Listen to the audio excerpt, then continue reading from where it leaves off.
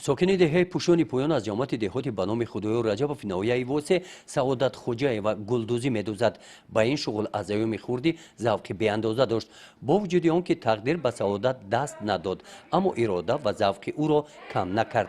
انا همین طور سعادت با پایش گلدوزی میدوزد. یک دستش نیست، دست دیگرش کوتاه، لیکن ناامید نشد، مبارزه برد. با استفاده دست و پایش سوزن و ریشته را داشته با این شغل مشغول شده است. او میگوید که روزهای اول این کار برایش دشواری داشت، اما کوشش کرد. سپس با گذشت روزها عادت کرده انا همین طور هنرمند ماهر گشت.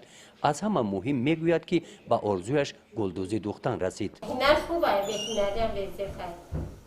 هنر همش خوبه.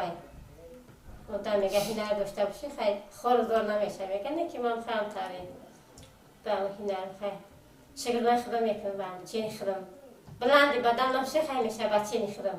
با چنین طرز سعادت در خانه به این شغل مشغول شده همین گونه گلدوزی ها میدوزد.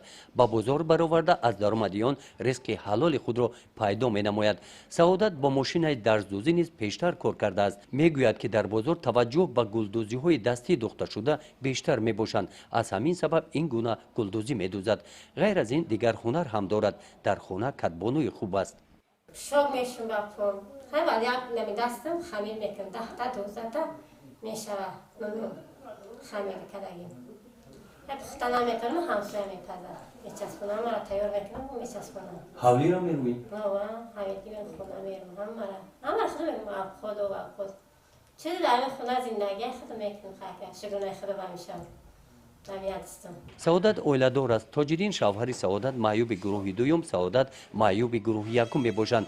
آنها همدیگر را با عشق و محبت نزدیده گرفتند.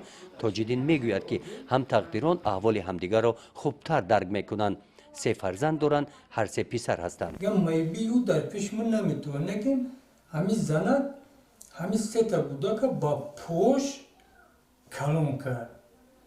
همین پوکاتی خیلی من ایره با چشمم دیدم ده.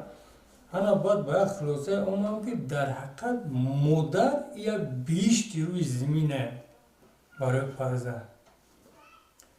خیلی میشه بود این از زندگی مسئول. برای دستگیری و غمخوری ها در حق آنها این عائله از دولت و حکومت میندار هستند. سعادت با غرور و جسوری میگوید که دست نداشته باشم هم با پایم گلدوزی کرده نقشم را در آبادی وطن میگذارم. گزارش خواجه نظریف، خدای نظر زهروف از ناحیه واسه برای برنامه اطلاعاتی نوید.